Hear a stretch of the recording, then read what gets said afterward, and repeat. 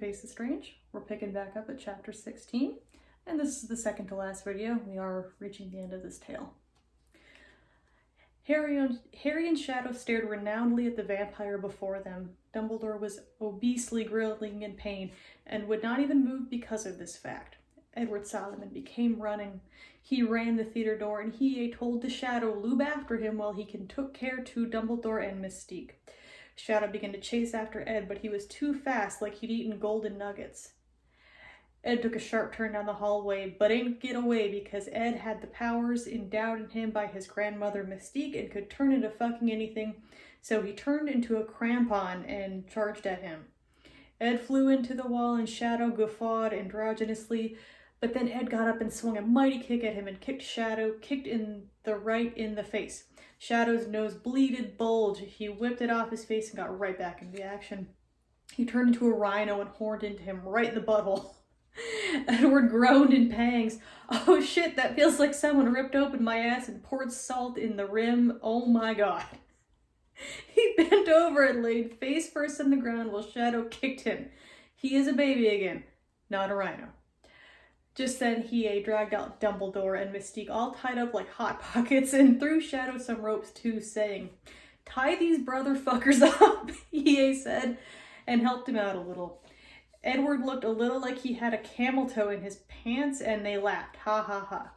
Meanwhile, Dally, Sasuke, and Draco were sitting around watching TV and eating new Wendy's barbecue chicken honey barbecue when the door bust all over their faces open, and Hiei and Shadow walked in with them in body bags. "Oh my god, that stinks of corpses or stunks or something. Herk," said Dally, covering her nose and then pulling up her shirt because her boobs were hanging out a little. "Unzip it and show us what's in that coup." Hiei smiled like he was king of the war turtle and unzipped the bag, revealing the faces of their enemies distorted into frowns like they just got their asses whooped and handed to them.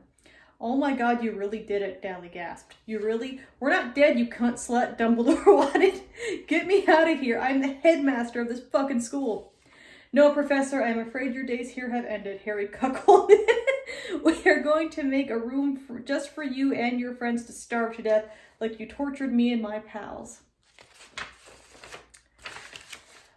"But wait, we only wanted to kill Dumbledore and my mom. Who's in the third bag?"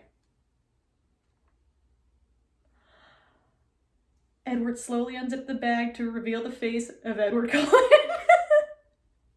OMG, Hiei, why did you put Edward in a bag? We've been looking for him everywhere, but not in the bag. "No, Dally, you don't understand," Harry said. "Edward is our enemy now. He joined their evil side." "Edward, is this true? Why would you do this?"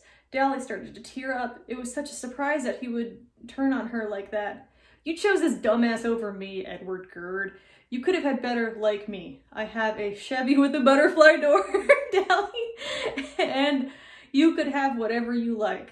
"But I just couldn't be with you, Edward," she said, because she was 90% in love with Hiei and only 10% in love with Edward. "And that's why I'm going to kill you." And then he reached his powerful Guido hands out of the bag and started to attack her with his hands. But Sasuke came out of the blue and beat him on the head with a wooden spatula. He was knocked out unconscious. They dragged the body bags into a room they built yesternight and had a party, and Dally made out with Hiei, and Harry tried to kiss her, but... Chapter 17. Dally's party carried on through the night, so let's get this all straightened out. It's Sasuke, Dally, Hiei, Harry, Link, and Dally are all at this party, and Dally is still dating Hiei, but she almost made out with Harry because she was a little drunk off of Tila tequila, as am Harry.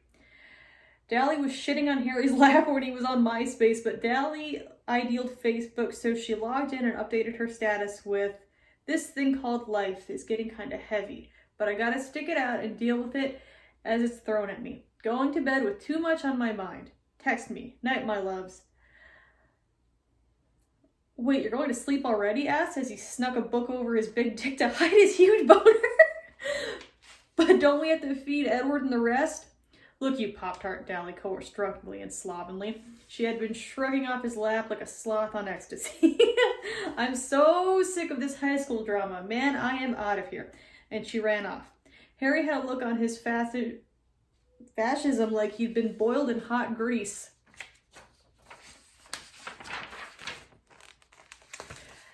Dude, man, what just happened? Link came over.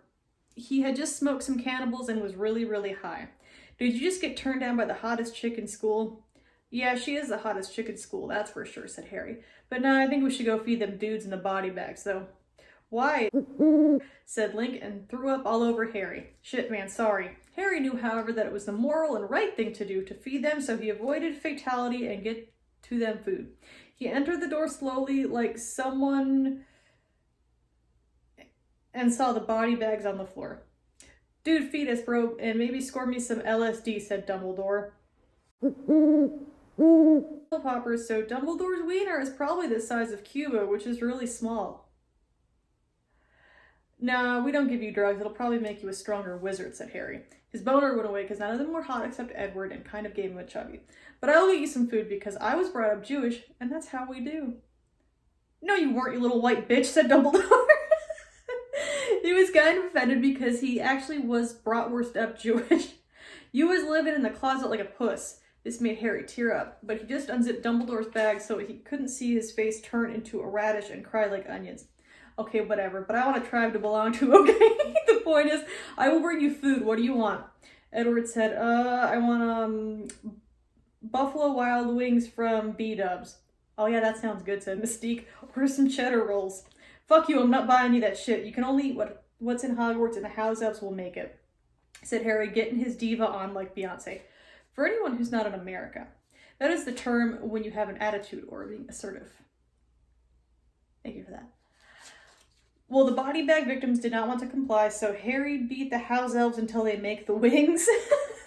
Dobby was sad, but he had no socks, so he had to do it.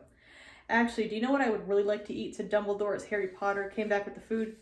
A phoenix would be scrump-taints. Okay. Harry returned with the phoenix and left it on the plate in the middle of the room for the people to eat with their mouths, like without hands, all slumped over. Harry left, but he's so fucking stupid because Dumbledore clasped his hands on the phoenix and just bamfed away. Later on, it was a new school year and Dally and Edward were still plowing straw. This time, Dally was pregnant again. But unlike last time, they didn't know who the father was. They decided to go to the wizard version of Jerry Springer called Maury to see who the dad was. First, Dally had to butter her brain to figure who she had effed lately, who could have got her preggo. Dally is a junior at Hogwarts, but now everyone else, he, Edward, Link, etc., are only sophomores. Dally also got elected to prefect because she got Dumbledore to have STDs. Nurse witches can't cure that. That's when she realized that Maury was looking at her. So, Dally, who did you F? Before her was her dream cast. Edward, Hiei, Link, Sasuke, and Shadow, and Bill Compton. You must think long and hard. Like my dick, said Edward, and then laughed, then stopped because it wasn't funny, because actually Dally probably effed everyone and was loose as a bag.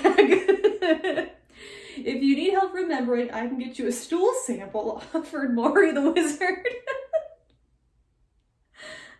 I think you mean spool, said he, confused. Your shit won't help her now, she's pregnant.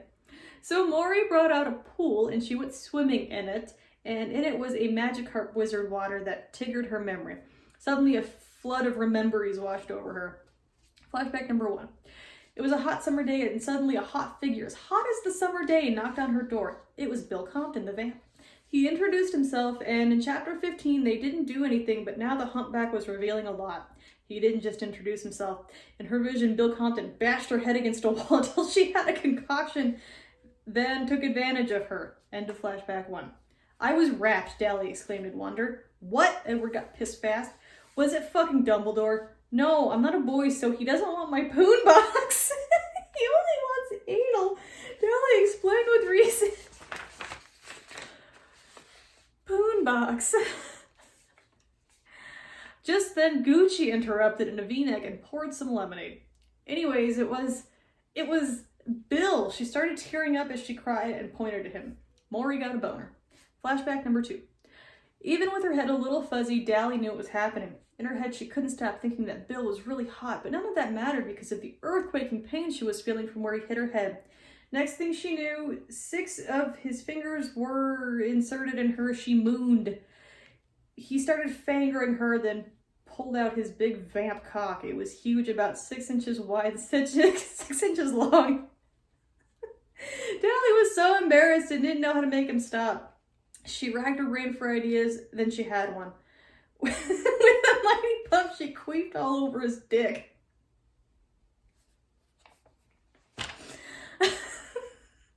Enraged and levers, he donkey punched her right in the jugular. That's when she blanked out. End flashback. Yes, it certainly seems like Bill could be the father, said Obama. Did you use a condom? No, it was raw, said Bill coolly, but she wanted it. She was pretty much begging for it. Let me get in the pool and I'll show you. So Bill Compton stepped into the pool and on Maury the Wizard show and showed his flashback. Bill was going door to door as a Jehovah's Witness, trying to tell people they can't have birthdays. And he got to Dally's hospital. He didn't know her, but she orgied at the door and he thought she was really hot. From the way she was undressing him with her eyes, he knew she thought she was hot too. But all he said was, "Hi, I'm Bill." And from there, he knew she wanted him because she started bashing his head against the wall to take advantage of him. It Diddy Kong worked though because vamps don't get hurt about that, so she went on and started slapping him in the nuts with garlic clovers. It burned like 1,000 jellies on rye. That's when she mounted him in unicorns. And flashback. Well, it seems like we have two very different sides to the story, said Maury. We will lean ham the father after a commie break. And we're going to stop there. I hope you enjoyed these chapters. And next will be the last, so I'm excited. I haven't actually read the next ones. They came out later, kind of after I lost track of the story, so I'm very excited to read them for the first time as well. Bye!